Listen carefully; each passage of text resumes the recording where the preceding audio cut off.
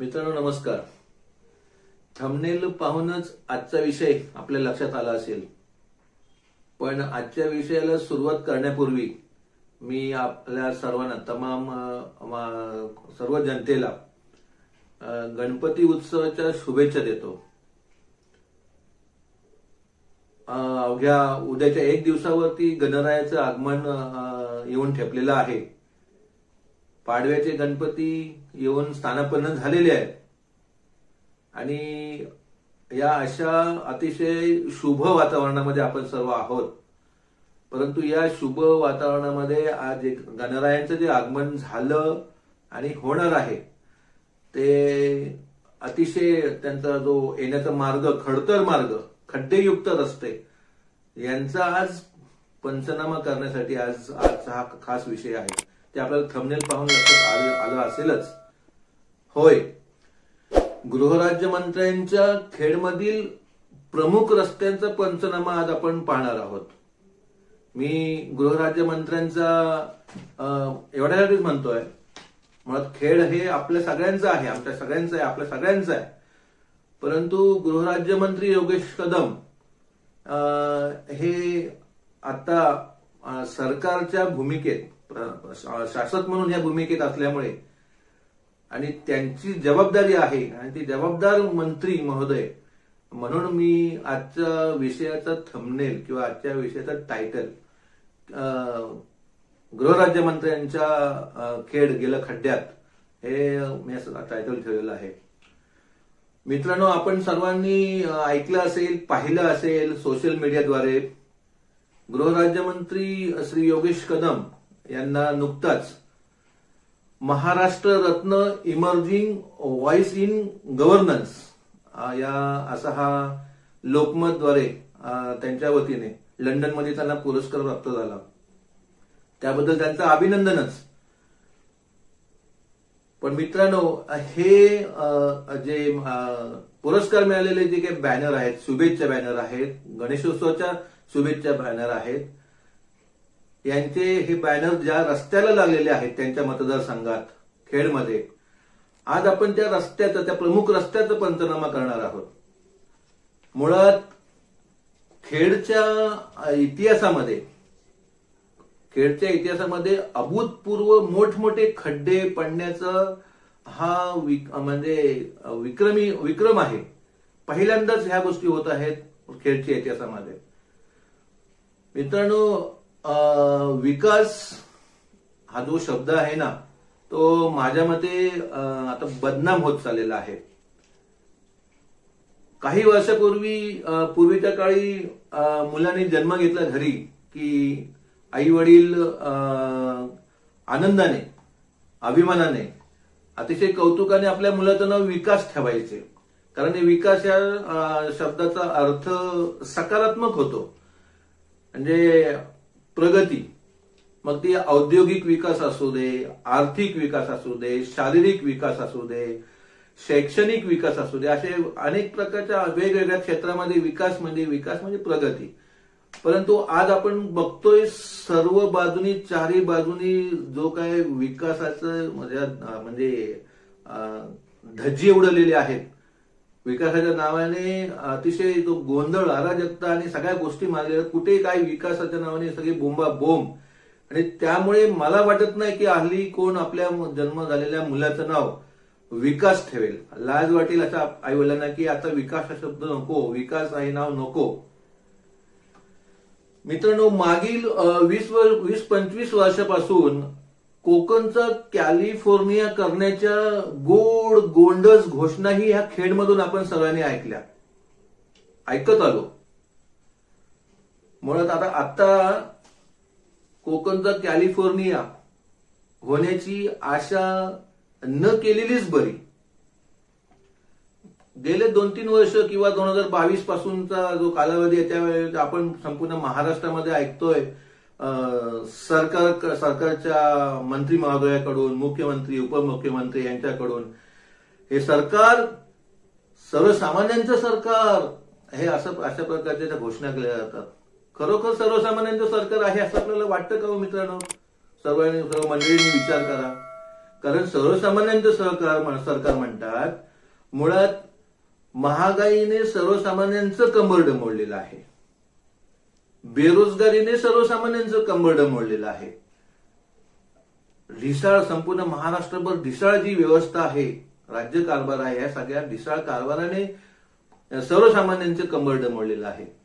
आणि या सगळ्यांबरोबर रस्त्यांवरील मोठमोठ्या खड्ड्यांनी आज सर्वसामान्यांचं कंबरडं मोडलेलं आहे. आणि तरीही मोठमोठ्याने सांगतात की हे सरकार सर्वसामान्यांचं सरकार आहे. विचार करण्यासारखी गोष्ट आहे. मुळात संपूर्ण महाराष्ट्रच खड्डेमय झालेला आहे. सर्व बाजूने रस्त्यांचा विषय आहे, पण सर्व बाजूने महाराष्ट्र खड्ड्यातच चाललेला आहे. मंडळी, मी बोलतोय कोकणातून, अर्थात गृहराज्यमंत्री योगेश कदम यांच्या मतदारसंघातून, गृहराज्यमंत्री योगेश कदम यांच्या खेडमधून. त्यामुळे आपल्या पट्ट्यातल्या या रस्त्यांवरती मी प्रामुख्याने बोलतो. काय अवस्था आहे हो मुंबई गोवा महामार्गाची? या मुंबई गोवा महामार्गावरती त्या अवस्थेवरती शेकडो व्हिडिओ बनले, उपहासात्मक शेकडो रील्स बनल्या. आपल्याला सगळ्यांना माहिती असेल, पूर्वीच्या काळी साधं कार्टूनद्वारे जरी सरकारवर टीका झाली तरी सरकार दखल घ्यायचं ताबडतोब, आणि जी टीका झाली त्यात सुधारणा करायचं. परंतु आजच्या या रस्त्यांच्या परिस्थितीवरती शेकडो व्हिडिओ बनले, शेकडो रील्स बनले, उपहासात्मक टीका करणारे, तरी हे मुरदाड सरकार अजिबात कृतीमध्ये आलेलं नाही. मुंबई, ठाणे, पुणेहून कोकणाकडे, गोव्याकडे येताना रत्नांची खाण समजल्या जाणाऱ्या रत्नागिरी जिल्ह्याचं प्रवेशद्वार म्हणजे भरणे नाका. गृहराज्यमंत्री योगेश कदम यांच्या मतदारसंघातील खेडमधील मुंबई गोवा महामार्गावरील हे प्रवेशद्वार, रत्नागिरी जिल्ह्याचं प्रवेशद्वार म्हणजे भरणे नाका. इकडे येताना आपल्याला अश्वारूढ शिवरायांचं दर्शन होतं, तो भरणे नाका. रयतेचा राजा म्हणून आपल्या छत्रपती शिवरायांची संपूर्ण जगभर ख्याती आहे. भरणे नाका येथील याच छत्रपती शिवरायांच्या पवित्र पुतळ्यासमोरून रयतेचे कंबरडे मोडेल, रयतेची हाडं खिळखिळी होतील अशा खड्ड्यांचे साम्राज्य आपण पाहणार आहोत. चला तर खेडमधील रस्ते पाहूया आपण. गृहराज्यमंत्री योगेश कदम यांचं खेड कसं खड्ड्यात गेलंय हे आपण पाहूया. मित्रांनो, व्हिडिओ कदाचित थोडा मोठा होऊ शकतो, पण आपण तो नक्कीच शेवटपर्यंत पहा. चला मित्रांनो, आपण पाहताय छत्रपती शिवरायांच्या मूर्तीसमोरच हे पडलेले भले मोठे खड्डे.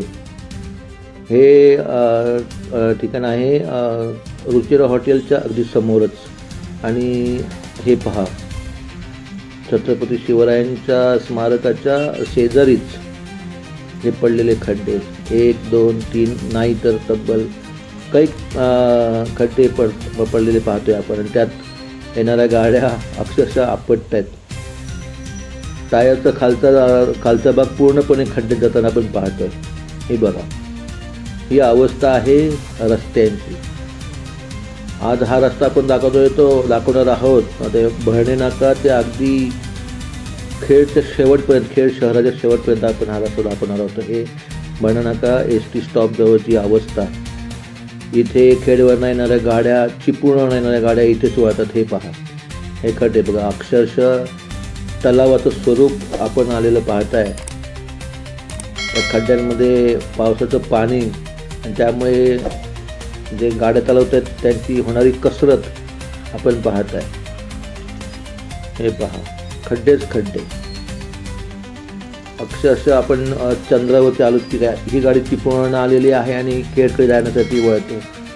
हेही प्रशासनाचा सावळा गोंधळ, नियोजन शून्य नियोजन. आणि याच्यामुळे या गाड्यांना वळायला इथे त्रास होतो चिपळूण खेडला येणाऱ्या गाड्यांचे. हे पहा खड्डे. भरणे नाका इथलेच हे खड्डे दाखवतोय अजून. पाटीदार ट्रेडर्स म्हणून जे वर्कशॉप आहे त्याच्या समोरच हे खड्डे एस टी स्टॉप जवळचेच.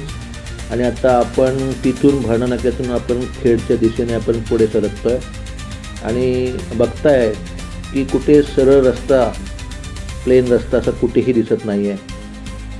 जिकडे तिकडे खड्डेच खड्डे. आणि या खड्ड्यांवरती कोकण आणि खड्डे याच्यावरती आपण गाणी ऐकली असेल. आता आपण सरळ पुढे आलोय. आता आपण तसंच पुढे पुढे पुढे शिवनेरी नगर इथे बाबूआर्टच्या समोरची ही परिस्थिती पाहत आहे. संपूर्ण रस्ता खड्डेमय झालेला पाहतोय आपण. आणि हे पुलावरचे तिथल्याच पुलावरचे हे खड्डे हे पहा. रस्ता अक्षरशः शिल्लकच झालेला नाही. खड्डे पडलेत ते असे पडलेत की अक्षरशः गाड्यांचे टायर असे आपटताना पाहतोय आपण. आदळत आपटत बनेनाका ते खेड मंडळी इथले स्थानिक प्रवास करतायत. अक्षरशः वैतागलेले आहेत. ही अवस्था आजची नाही आहे. विधानसभा निवडणुकीच्या आधीपासूनच या रस्त्यांची ही अवस्था, दुर्दैव अवस्था आहे. हे पाहताय ना आपण. रस्ते शिल्लकच राहिलेले दिसत नाही आहेत. खड्डेच खड्डे. आपण आता तसंच पुढे पुढे पुढे पुढे आपण एस टी डेपोच्या पुढे आपण आता आलेलो आहोत. हे एस टी डेपोच्या समोरच हे पडलेले खड्डे. आणि बघा अक्षरशः गाडी रस्त्याच्या बाहेरून मार्ग काढताना खड्ड्यामध्ये जाऊ नये म्हणून रस्त्यांच्या बाहेरून दुचाकी चालक, चारचाकीवाले, हे बघा रिक्षा रस्त्याच्या बाहेरून जाण्याचा प्रयत्न करतायत. का तर आपली गाडी खड्ड्यात आपटू नये. कायम आपण पाहिलं तर सदैव जनतेलाच त्रास भोगावा लागतो. आमदार खासदार हे निवडणुकीपुरते गोड बोलतात, आश्वासनं देतात, परंतु या लोकांना जनतेचं काही पडलेलं नसतं. ह्याचं जिवंत उदाहरण आहे हे. बनेनाका ते खेड अक्षरशः दापोलीपर्यंतच्या रस्त्याची अशीच अवस्था आहे. भीषण एकदम भयानक अवस्था आहे. हे बघा कसे जाणार या खड्ड्यातून. याच खड्ड्यातून सर्व प्रवासी वाहतूक, माल वाहतूक, शैक्षणिक विद्यार्थ्यांची वाहतूक, रुग्णवाहिका, आजारी असणारे लोक या खड्ड्यातून प्रवास करताना त्यांची काय हालत होत असेल आपण आपल्या लक्षात येत असेल. एकदा आपण महाड नाका येथे आपण चिराग मार्बलच्या इथून आपण पुढे चाललो आहे. चिराग मार्बल तर पूर्ण पावसाळ्यामध्ये तलावाच्या बाजूलाच आहे की कसं त्यांना वाटलं असेल. अत्यंत भयानक अवस्था आहे ही. हा खड्डा अग्निशमन केंद्राच्या समोरच जवळपास तिथेच हे सर्व खड्ड्यांचं साम्राज्य बघतोय आपण. हे बघा मार्ग काढताना कसरत होत असते दुचाकी चालकांची. आणि या खड्ड्यांमुळे या गेल्या या वर्षभरात इथे अनेक ह्या रोडला अपघातही झालेत, जखमी झालेले आहेत बरेच लोक. हे बघा काय अवस्था आहे. दुचाकींचे जी टायर आहेत ते अक्षरशः खड्ड्यात जाऊन आपटतायत. खालचा भाग पूर्ण खड्ड्यात बुडतोय. हा विकास आहे. विकास आपण पाहत आहे. विकास मंत्री महोदयांच्या मतदारसंघातल्या खेडमधल्या रस्त्यांचा हा विकास. हे पहा रस्ता कुठे शोधून दिसत नाहीये. रस्त्यावर खड्डे आहेत की खड्ड्यात रस्ते आहे असं विचार करण्यासाठी ही परिस्थिती आहे. प्रत्येक वाहन चालकाची इथे कसोटी लागते की गाडी कशी चालवायची. आपली गाडी पण सुरक्षित राहिली पाहिजे, कुणालाही धक्काही नाही लागला पाहिजे आणि गाडीतली जे आपले सहकारी आहेत तेही सुरक्षित राहिले पाहिजेत. अक्षरशः बघा एस टी किती आपटली आपण पाहताय. एस टीचे टायर बघितलेत. हे सर्व वाहनांची इतकी परिस्थिती भयान आणि बिकट आहे. हा पहा आता आपण महाड नाक्यातून पुढे तसंच पुढे आपण श्री स्वामींच्या मंदिरासमोरची हे आपण हा रस्ता आपण दाखवतोय तिथून आपण पुढे चाललोय. काय अवस्था आहे बघा रस्त्यांची. वाहन चालवताना मंदिराला की आपण मंदिराकडे बघून नमस्कार करतो, पण इथे परिस्थिती अशी आहे की तिकडे पाहून नमस्कार करण्यासारखी परिस्थिती नाही आहे. कधी कोण आपटेल, कधी अपघात होईल हे सांगता येत नाही. या संपूर्ण भरडे नाका ते खेड या संपूर्ण रोडला मंत्री महोदयांची, सरकारमध्ये असलेल्या सगळ्या पुढाऱ्यांची, नेत्यांचे या रोडला अनेक बोर्ड आहेत. अक्षरशः जिथे खड्डे, मोठे मोठे खड्डे आहेत, त्या खड्ड्यात पाणी साचलं आहे, तिथेही या सत्ताधाऱ्यांचे आपल्याला बॅनर, शुभेच्छांचे बॅनर पाहायला मिळतील. अशी अवस्था आहे ही जनतेची. जनता गेली खड्ड्यात. असंच काहीसं ह्या रस्त्याची अवस्था पाहून आपल्या सगळ्यांना वाटेल.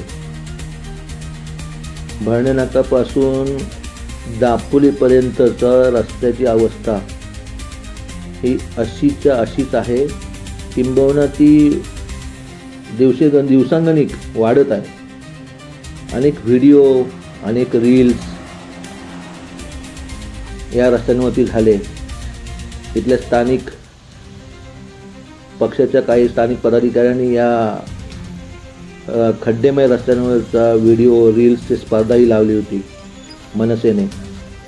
म्हणजे इतकी थट्टा झालेली आहे तथाकथित सरकारच्या मंत्री महोदयांच्या विकास कामांचं हे दर्शन आपण घेतोय. हे पहा, म्हणजे जनता सर्व बाजूनी कर भरते. वन नेशन वन टॅक्स अशा अनेक गोड गोड घोषणा देश पातळीपासून अगदी तालुका स्तरापर्यंत झाल्या, पण काही नाही.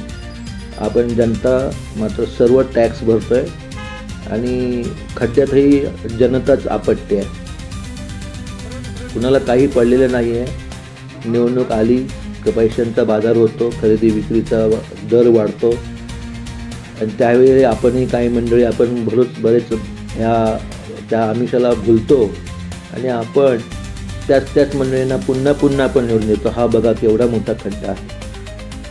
हा ICICI बँकेच्या समोरचा हा खड्डा केवढा मोठा खड्डा आहे की तिथून चुकून जर कोणी गाडी जोरात नेली तर त्याचं काही खरं नाही. म्हणजे हा रस्ता आता आपण छत्रपती शिवाजी चौकच्या इथून पुढे आपण चाललो आहे आणि हे अंगण हॉटेलच्या समोरची परिस्थिती, ST स्टँडचा परिसर, हॉटेल अंगणच्या समोरचे हे खड्डे, पेटे हॉटेल नजीकची ही परिस्थिती आहे.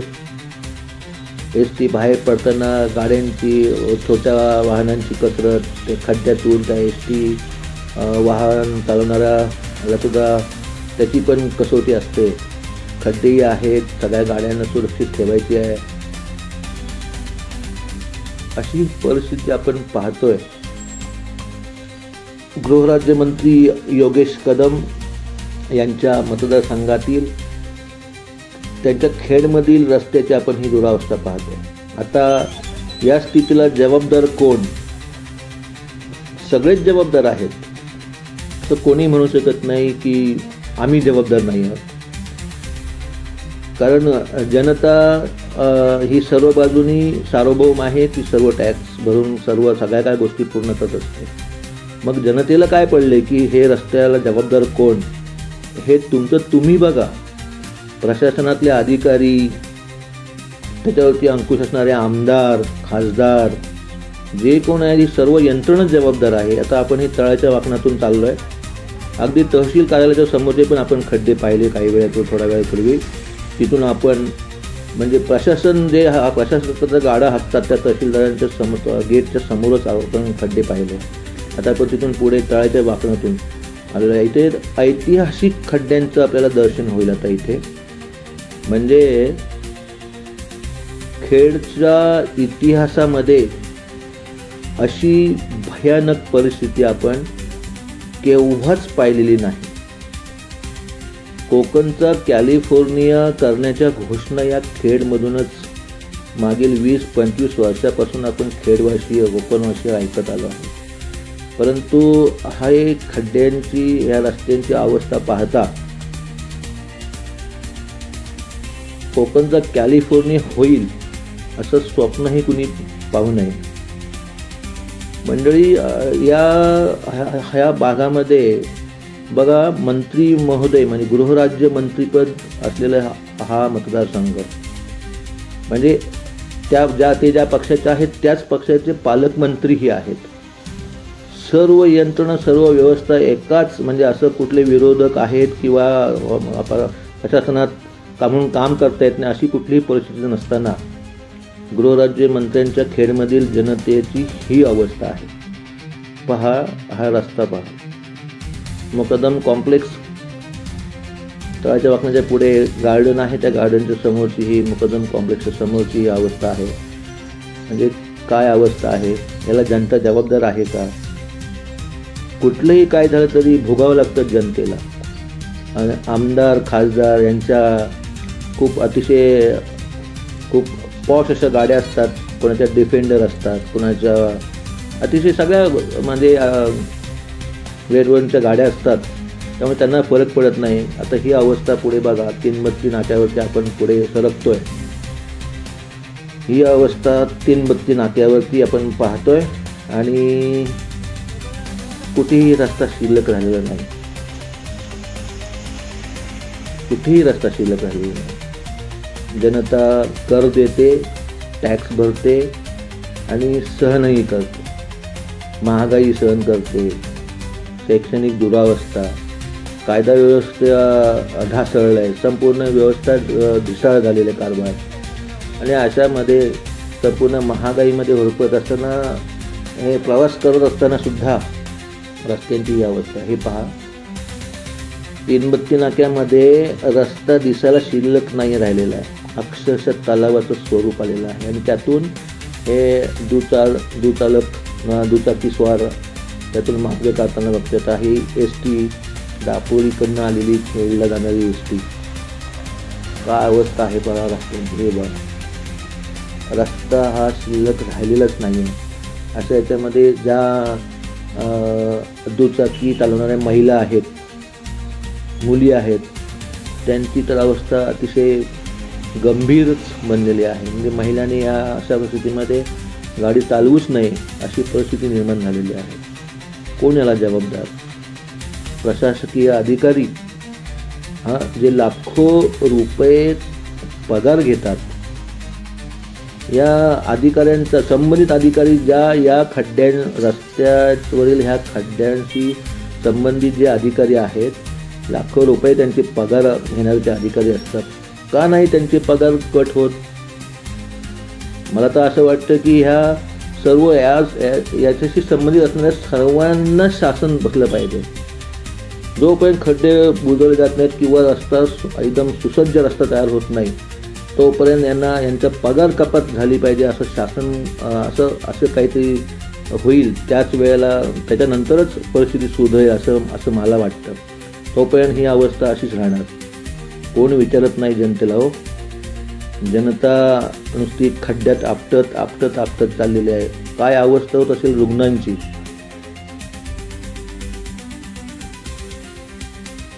ज्या गरोदर माता भगिनी ज्या प्रवास करत असतील त्यांची अवस्था काय होत असेल.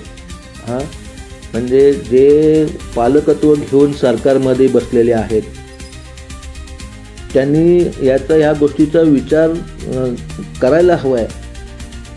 विधानसभा निवडणुकीपूर्वीपासून रस्त्यांची ही दुर्दैव अवस्था आहे आणि घोषणा मोठ्या मोठ्या केल्या जातात आणि असं करू तसं करू, पण आता जवळजवळ आता वर्ष व्हायला, काही महिने वर्ष होईल, परंतु अवस्था इतकी भयानक झालेली आहे की इकडे कोण पाहायलाच तयार नाही आहे. हे पहा, खेड नगर परिषद, आता मागाशी पाहिलं तहसील कार्यालयासमोरचं परिस्थिती, आता ही परिस्थिती खेड शहर नगर परिषदेच्या समोरची परिस्थिती. म्हणजे जिथून प्रशासनाचा गाडा हाकला जातो त्याच्या समोरचाही भाग खड्ड्यांपासून सुटलेला नाही. काय मंडळी ही करत असतील? हे सर्व जेव्हा संबंधित प्रशासकीय अधिकारी, यांना पूर्ण पगार मिळत असतो, ह्यांना कुणालाही काही पडलेले नसते, सर्व अक्षरशः त्या कागदी घोडे नाचवण्यामध्ये व्यस्त असतात. ह्या अशामुळे तसं झालं आहे, त्याच्यामुळे हे होऊ शकत नाही, हे जनतेला सतत सांगण्याचा प्रयत्न यांचा चालू असतो. मंडळी, आपल्याला सगळ्यांना माहिती आहे, आपण सर्व जाणतो, अगदी 5 रुपयाचं बिस्किट पॉकेट असतो किंवा कुठलेही खाद्यपदार्थ बंदिस्त पॅकेट असतं, त्याच्यावरती ते कुणी बनवलं, कधी बनवलं, त्यामध्ये कोणते घटक मिसळलेत, त्याची मुदत किती, हे अशी सर्व माहिती छापलेली असते. असं एक छोट्या वस्तूंवरती हे सर्व बंधनकारक असतं. तर मग कोट्यवधी रुपये खर्च करून 100, 200, 500 असे कोट्यवधी रुपये खर्च करून बनवलेल्या रस्त्यांवर ही माहिती का नसावी? मुळात या असे रस्ते जेव्हा बनतात याच्यावरती जागोजागी या रस्त्याच्या आजूबाजूला फलक लागायला हवेत असं मला वाटतं. त्या फलकांवरती सर्व तपशील आला पाहिजे. मग यामध्ये किती खर्च आला, कोण इंजिनियर जबाबदार आहे, कोण कॉन्ट्रॅक्टर यात सामील आहे, कोणता अधिकारी यात सामील आहे, या दुर्दैवासाठी कोणता आमदार, कोणता मंत्री जबाबदार आहे, हे सामान्य जनतेला कधीच कळणार नाही. सडलेले रस्ते हे फक्त अपघाताचं कारण नसून सडलेल्या व्यवस्थेची लक्षण आहे. त्यामुळे आपण दिलेल्या पैशातून बांधलेले हे रस्ते आणि त्यामध्ये असलेल्या या खड्ड्यांसाठी कोण इंजिनियर जबाबदार आहे, कोण कॉन्ट्रॅक्टर जबाबदार आहे, कुठला आमदार जबाबदार आहे, कोण खासदार जबाबदार आहे, कोण मंत्री कोण जबाबदार आहे, यासाठी जबाबदार आहे या माहितीचे फलक रस्त्याच्या बाजूला लागायलाच हवे असे मला वाटते. आणि त्यामुळे ही दुर्दैवावस्था आहे त्यापासून जनता वाचेल. आणि ही मंडळी आपली जबाबदारी प्रत्येकजण आपली जबाबदारी झटण्यामध्ये येऊ नये आपल्यावरती म्हणून बांधील राहील. त्यामुळे ही अशी माहिती असलेली फलकसुद्धा या रस्त्यांच्या ठिकठिकाणी आजूबाजूला लागायला हवेत असं मला वाटतं. मंडळी, हे सर्व आपण चित्र पाहताय. संपूर्ण भयानक परिस्थिती आपण पाहिली. मुंबई गोवा महामार्गाच्या भरणे नाका इथून आपण ही आता खेड शहराच्या पुढे आलो. आपण नाना-नानी पार्कच्या इथे आलो आणि शहराच्या पण पुढे बाहेर नाना-नानी पार्कच्या इथली परिस्थिती बघा आपण पाहतोय. सर्व गाड्या अक्षरशः उड्या मारत प्रवास करतायत आणि ही अवस्था आहे. भरणे नाका ते खेड ही अवस्था मी आपल्याला दाखवली. किती भयानक परिस्थिती आहे ते पाहतोय आपण. आणि हा रस्ता आहे गृहराज्यमंत्री श्री योगेश कदम यांच्या मतदारसंघातील खेडमधला. हे पहा, हे सर्व गाड्या चालल्यात. सगळे जणांची कसरत होते आहे. कोणी कुठून कसं जायचं, प्रत्येकजण आपला खड्डा वाचवण्यासाठी प्रयत्न करतोय.